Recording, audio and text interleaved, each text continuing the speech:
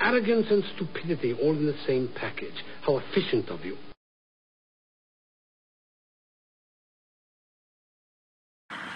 Here we are, my new toy.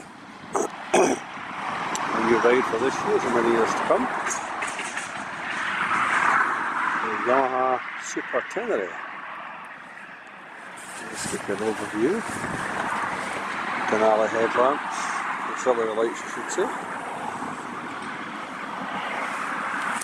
Finger extender. Half crash bar. Alley sound bomb just here. It's brutal, I'll let you hear it in a wee bit. Bagster.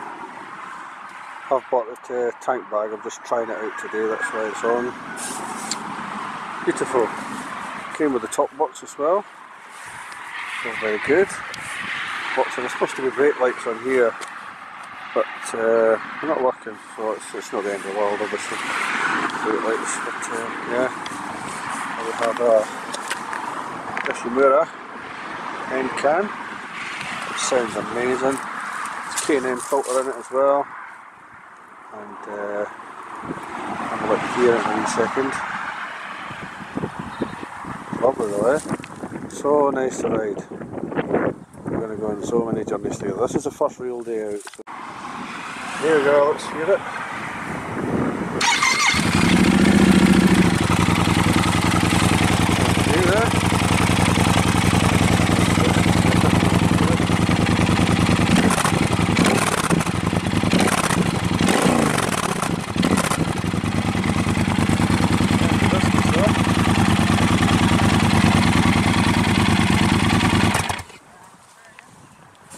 Let's get moving and see where we get to. I'm trying a new sound thing today.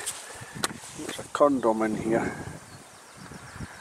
That's the waterproofing on my mic, which is wired up underneath the seat.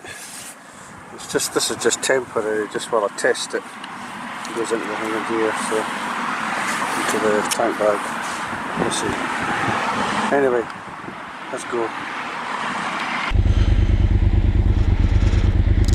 Oh, here we are then, first run, 2019, part for the short ride to pick up the bike.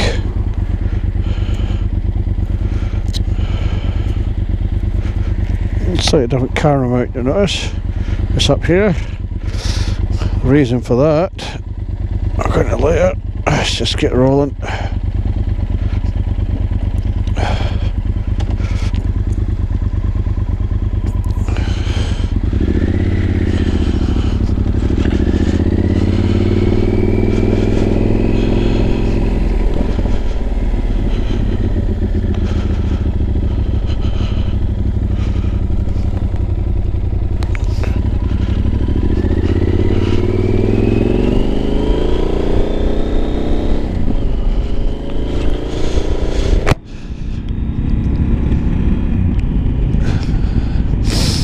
Yeah, so we're just outside Selkirk, and this I've got a slightly different camera angle because I had it on the chin before, so it was down here, but I noticed when I first got the bike, I first picked it up, I had the helmet camera on and I had it in its usual position in the chin, and the screen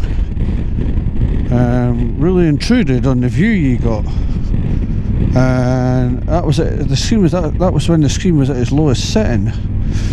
So I've actually lifted the screen up one just to see what it's like, and to be fair, it is slightly better. Not that the wind's bad, but it does give you slightly more protection. Consequence, that would have made the chin view even worse, or not worse, shall we say, but you know, the screen would have been more intrusive. Instead of sort of chopping off the bottom third, it would have come right up into the halfway point of the view of the camera. So I've got it over on the side here. I think it's in the right position. I did try it before, but it's moved slightly, so I don't know. And being as it's our first run, we're just sort of checking out camera positions, but I've got to get a new variable mount down there, which I don't know, giving a go, try it, let's see how it is. Can I move it about? Not really sure of the angle of that one.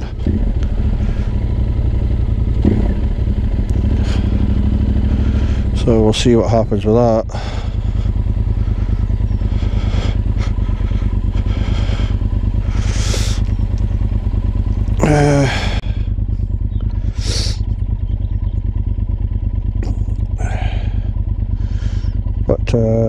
Yeah, it's so far, in the short time I've had it, it's been absolutely wonderful. It's so comfortable, and this is all comparative to the BMW R1200R that I had. I had a 07 plate one, and lovely bike, so flickable, manoeuvrable, weight was dead low down. It was a really nice bike, but for the kind of long distance rides I want to do,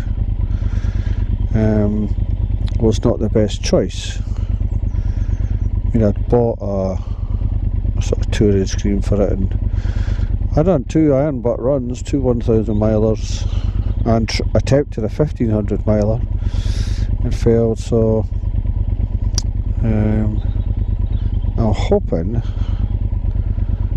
that this makes it less fatiguing, because it has cruise control, it's got a slightly bigger tank, slightly more range, which might mean translate to less stops. And we've actually got one of these runs on Monday, so it should be fun.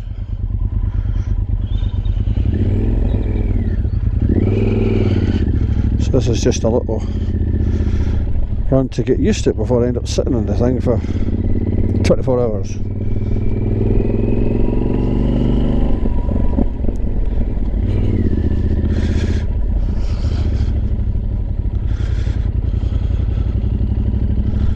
One thing I have noticed about it is it's heavier, but to be honest with you, and I know that they say this of all bikes, oh, you don't notice the weight once you're moving, and this is true, you don't notice the weight once you're moving, but in saying that,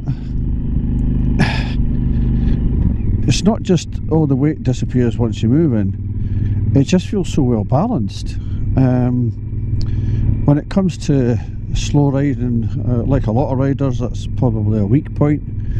And if it's not a lot of riders, well, it's just me then. But slow speed manoeuvring, I'm not brilliant. I'm 10 times better than I was. But this seems so well balanced. It seems, well, it increases your confidence when you're moving slowly, but it just seems to do it so much easier. I believe I read something about they did when they were building it, they concentrated on some mass centralisation things, so the majority of the weight's at sort of 1 point type of thing, you know, so we'll see. Maybe that's something to do with it, I don't know.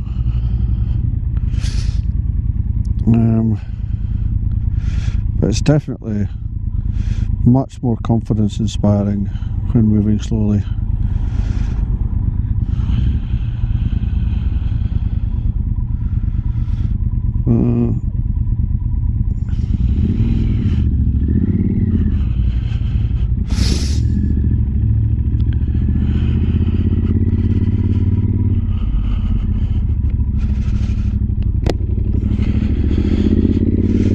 And I did move the microphone very slightly, and that's because I noticed there was a lot of videos where there was like a Darth Vader impersonator, you know, and the mic was right in front, and I don't know if it was, so I might have to put it back. It's not right in front now, it's just very slightly off to the left.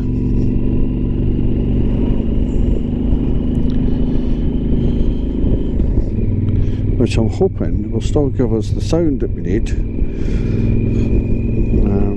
but won't have me wheezing and panting in front of it. As if I do wheeze and pant. Yeah, it sounds like it anyway on the films sometimes, but especially in the summertime when the old hay fever kicks in. I had to put a can of juice in my top box and I forgot. But no doubt we'll get refreshments somewhere on the line. So there's very little hitting my helmet even at these low speeds, which I'm hoping will help with the sound as well, because there's very little wind hits you directly in the face, which might help with the sound. I don't know, we'll have to check out after this one.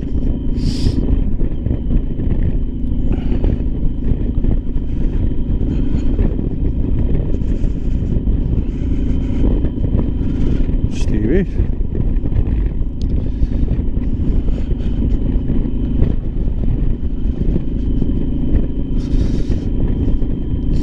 So there's a first sort of one other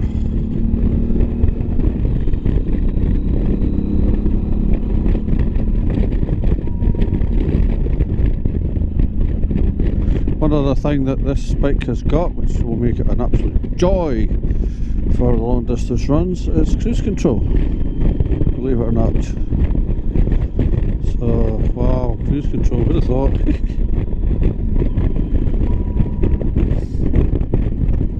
Give that a go, yeah. I'll be using it a lot. Hours and hours on the motorway.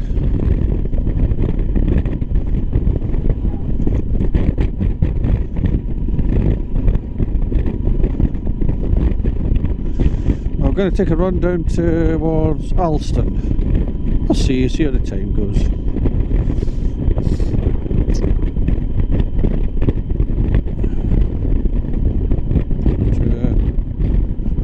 Stop at some point and change batteries over, just make sure everything's okay. Might change that camera down there, maybe a slightly different place.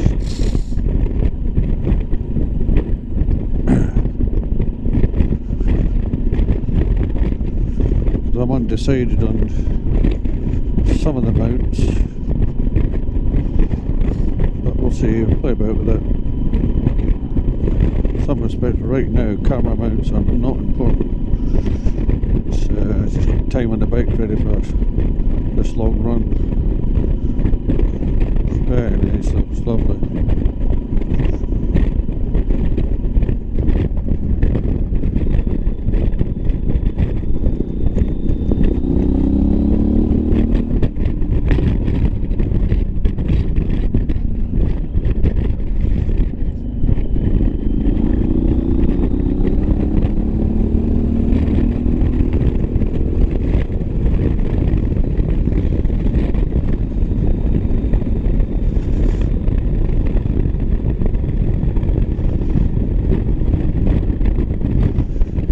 Windy up on this moor, up high up here. It's okay just now with the trees, but it does open up. What is it? 27th of March.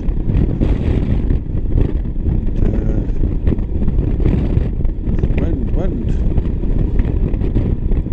It's very mild for March, obviously. Also, they're supposed to be ready for the Iron Butt run coming on 1st of April. There's supposed to be a cold front coming in, so temperature will go down a bit. It'll be the tail end of a high, so I'm kind of hoping that it won't be A, too cold, and B, too wet. The wet don't bother me. I've got good gear, I've got climb gear, it's dead waterproof. I've been through a 24-hour run before with this gear on the 1st of April last year. It was the first time I wore it, and it was 24 hours of constant rain, sleet, snow. The whole 24 hours, there was only a couple of hours where I didn't have anything in terms of rain, sleet or snow. Beyond that, the whole thing was horrendous weather. Wind as well was really, really bad. and that all took its toll and failed in the attempt. However, in saying that, if we go back to the suit, it's the first time I'd worn it and I was completely and utterly dry. Not a bit of wet anywhere. The only thing that was in a wet state were my hands, because with the best will in the world, Gore-Tex gloves only seem to keep it out for a while. These are good gloves, BMW 2-chamber things, but oh, my hands were the state. It's like I had trench hand instead of trench foot, all white and waxy. But, we'll see. Another novelty for me of this bike is the fact we have a fuel gauge. Whoop, whoop, whoop, whoop. Got a fuel gauge.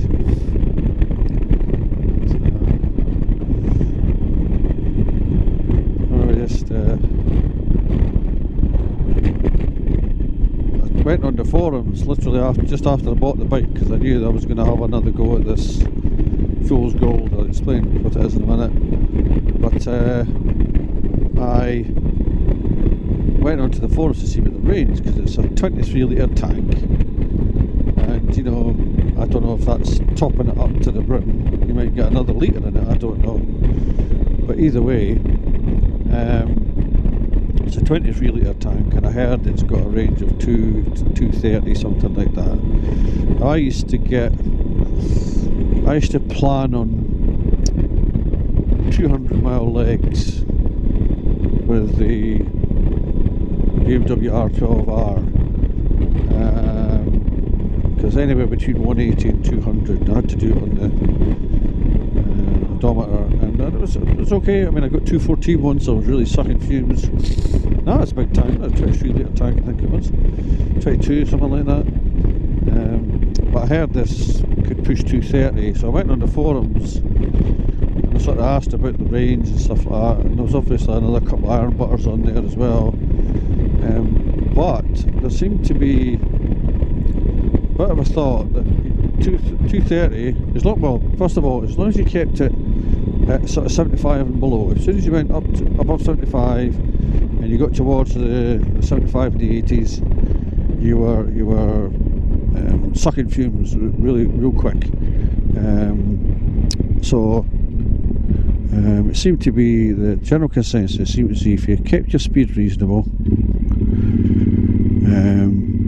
you could get at least 230, and depending on your attitude to danger or running out of fuel, you could potentially push that up to 250. A lot of people said you would get 250 easily. So yeah, we shall see. We shall see. I'm not convinced personally.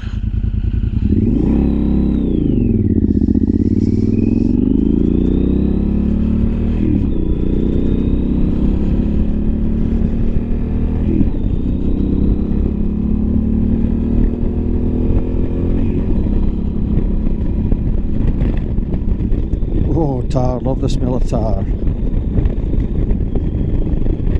So, where was it? Yeah, they said 250. So what I've done is, well, first of all, I'll explain what the iron butt ride I'm going to do is. I'm not going to explain all about the name. The names come from America. It's originated in America, although the Iron Butt Association has got branches all over the world. But the UK one, there's a run called the Bun Burner Run.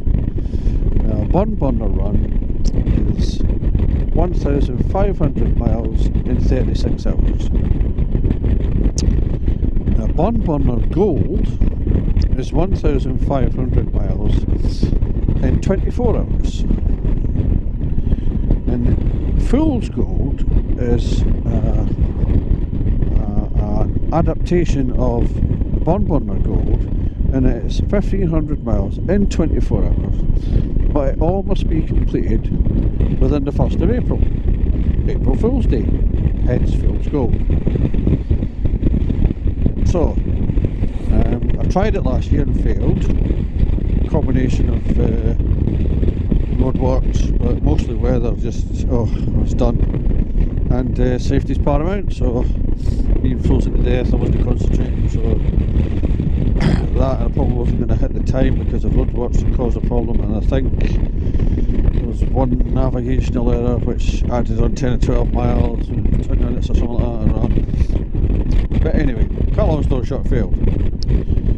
But of course I had to plan 180 to 200 mile legs, which meant stopping, oh god, I think it was about 10 times, because of some certain ones you just have to stop anyway to get a receipt to prove you've been a certain way.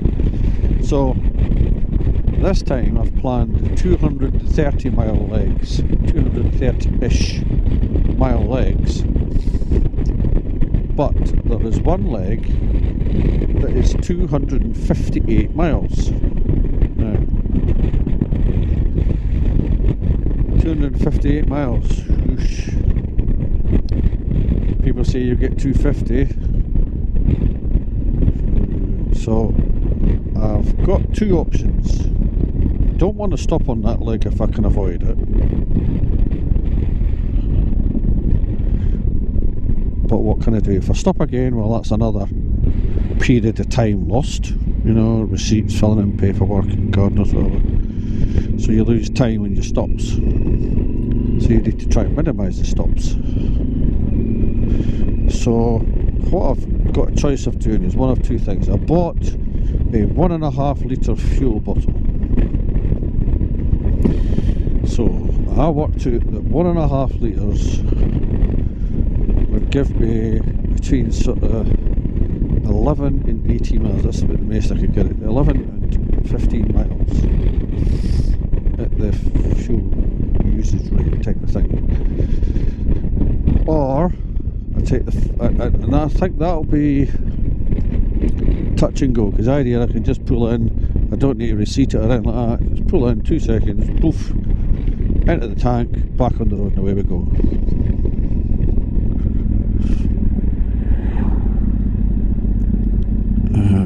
The other option, I think that'll still be touch and go, personally. I think the other option is to take a 5 litre jerry can, where I'm guaranteed to last. So I think the 1.5 still dodgy.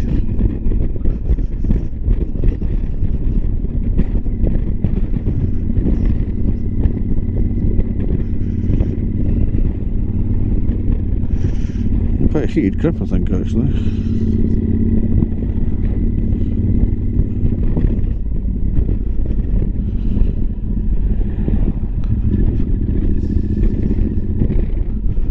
No, this is not what I was looking for.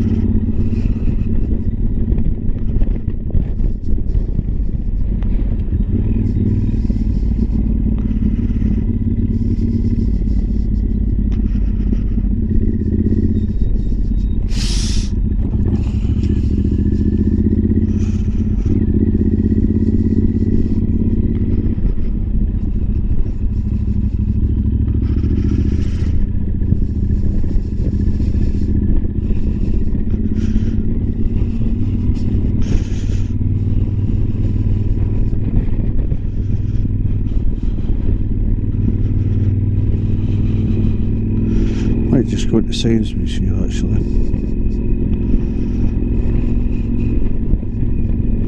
Get fuel, yeah.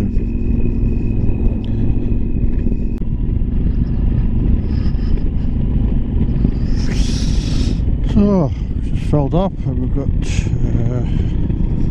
just outside Hog. Oh, jeez.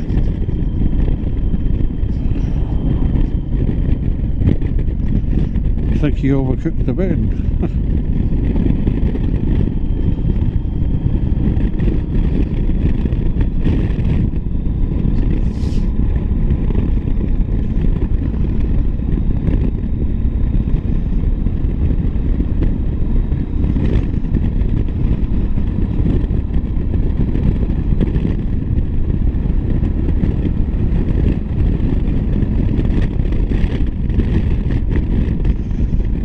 windy still. Yeah.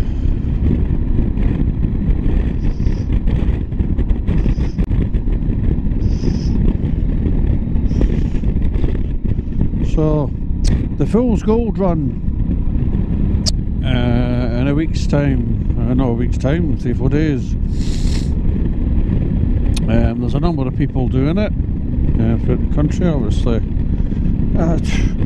Some people have asked me if you do it in a group or whatever. I suppose you could do iron butt runs in small groups, 2 or 3, but I personally wouldn't have been keen on doing it in a group, because you're relying on somebody else's fatigue levels deciding when you're stopping red lights, somebody else's bladder, somebody else's range.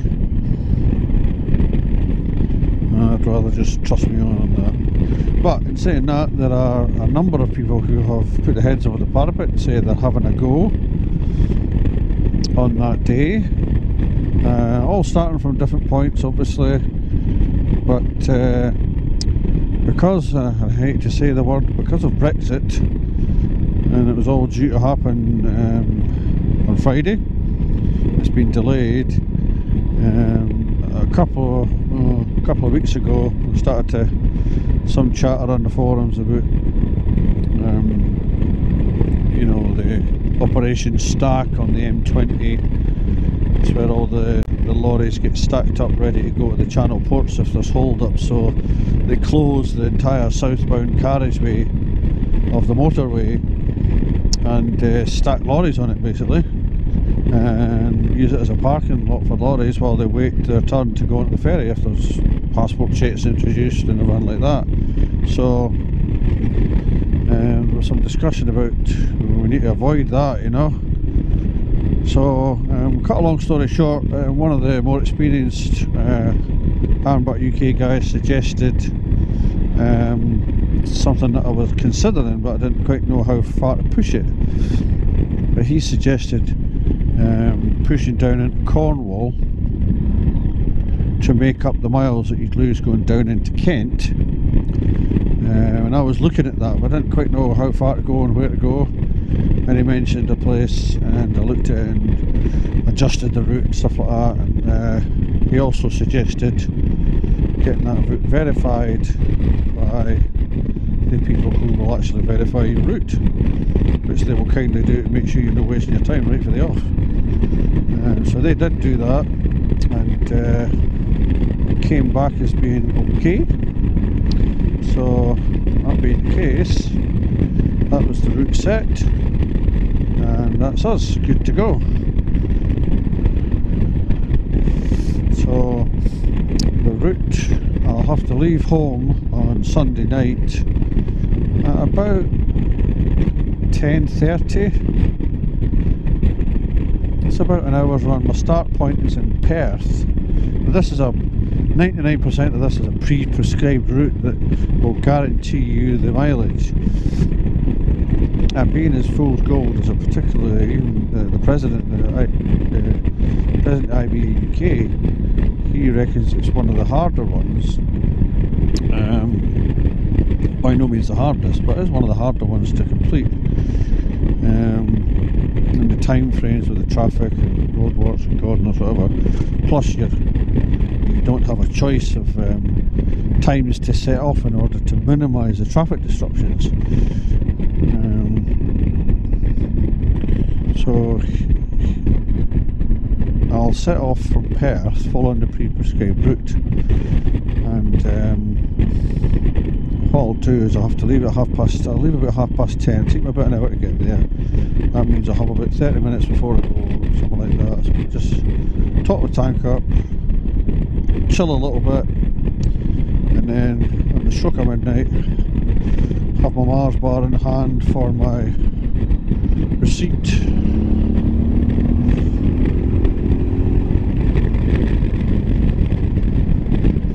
And that'll be that. Away we go. So my next stop after that will be Bothwell Services, which is only about an hour down the road. But you kind of have to stop there because the verifiers will take the shortest distance between your points. Irrespective of what you actually ride, they will take the shortest distance. So if I'm going to do that, if my next stop is a place called Blythe, just south of Doncaster, so if I do that, the shortest route between Perth and Blythe is down past Edinburgh, down a road called the 697, which is a windy road, and although that would be the shortest road in terms of distance, in terms of time it wouldn't. So what I have to do is force the verifier basically to head over down the M74. So that's why I have to stop at Bothwell. So I stop at Bothwell, and it's a long haul down to just south of the Doncaster, where I stop once again. And once I've done that, I then head down to Clackett Lane services on the south side of the M25. And that's going to be the worst time, because I think I'm going to be in that area, the Dartford crossing, that sort of area, sometime about 7ish, I think. Might be between 6 and 7, I don't know how the road will go. I think it's going to be about 7ish, which, let's face it, is not the kind of time of day you want to be on the M25 at all. But I don't have a lot of choice. And it's from there all the way to the very end of the M4, Pont Abraham services, and that's from there it's to Carwin's Rise, which is way down in Cornwall, a place called Hale, and that's the part I was on about earlier, where it's 258 miles, and that could be the dodgy bit. So that's a bit where I'm, you know, 1.5, 1.5, 1.5, don't know.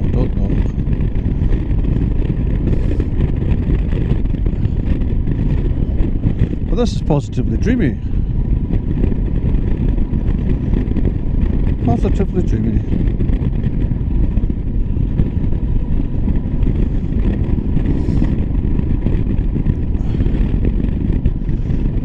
We're going to follow the A7 all the way down to Longtown, I think, Longtown. And I'm going to make for Alston after that.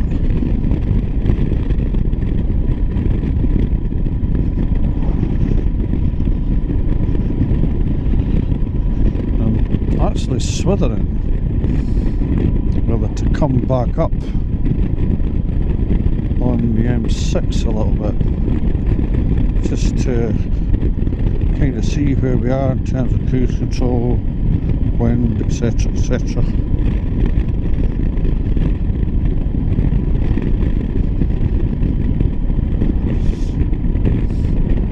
So we'll see where we get to,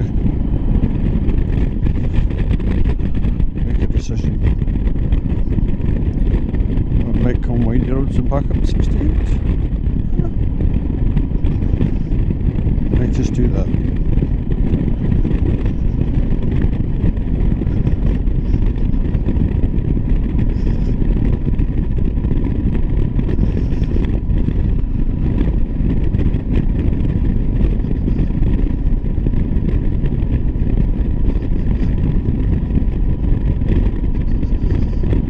Love the day. We've got heated grips still as well, and the factory, they're not Oxford, so that's good. Nothing wrong with Oxford, but it's just nice if the factory fitted, isn't it? Yeah.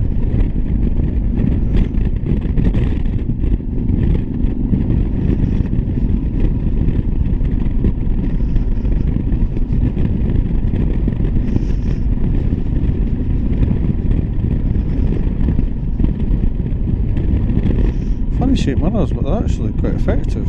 Yeah.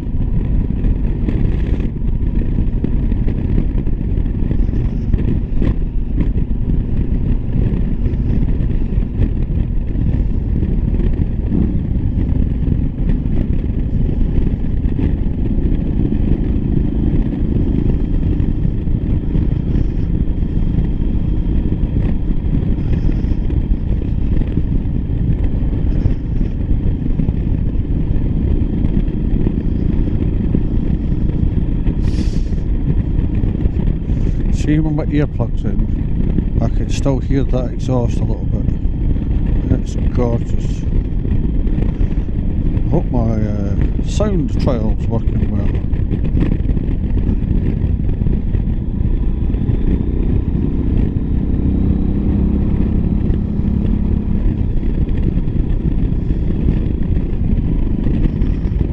Such an easy bike to ride. It's absolutely gorgeous. It's effortless. The gearbox as well. The gearbox in the R12R is clunky, agricultural is the word that's used a lot of the time, isn't it? I see what they mean. Compared to this, and I know they've got a hell of a lot better, don't get me wrong. I'm well aware BMW's vastly improved that aspect, but this was a 2007 model, and I believe that gearbox was slightly improved when that model came in 2006. So God knows what it was like before.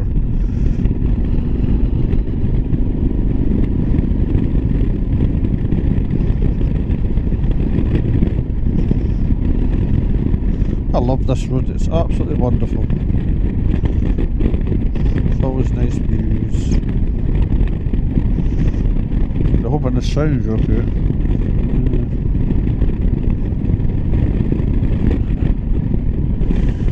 It's not quite bugfest weather yet.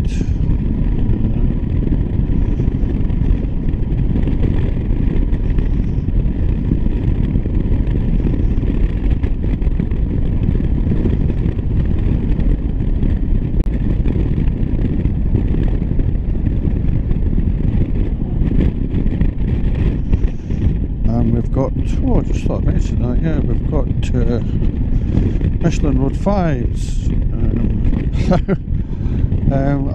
I had Michelin Road 5s on my R12R last year, and I did do about 8,000 miles last year, and the front one was shot. The rear one I probably could have got more out of it, yeah, but you know, you're more liable to get punctures and that, so it wasn't far of the tread depth indicator. So anyway, cut a long story short, I put a pair on. I had a window of opportunity with the weather, so I got booked in, got 2 tyres put on it, great, it was ready to go for its service when I got offered this bike again. It's the second time I've been offered it, and if you get offered something twice, months apart, it's meant to be, so I went for it. And it just so happens, Stuart, who I bought this off he'd not long put a set of Road 5s onto this as well, much the same as I had. They've still got the pobbly bits on them. Mine weren't even scrubbed in. I think these have been at least scrubbed in. They've got a couple hundred miles on them. Mine had 30 miles. 30 miles hadn't even been scrubbed in. So didn't get value to them, but anyway, yeah, it's this bend down the bottom here that always catches me out.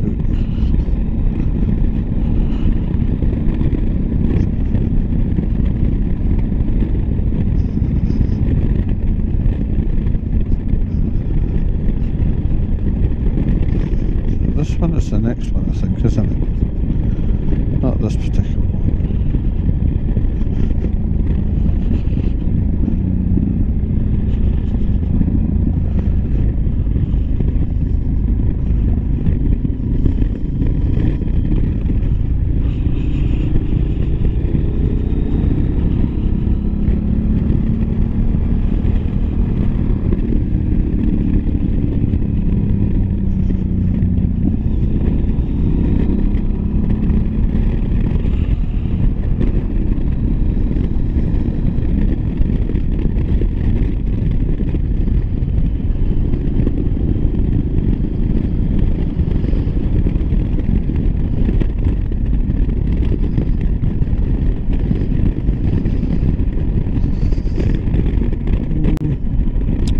Dry, just be nicer if it was dry.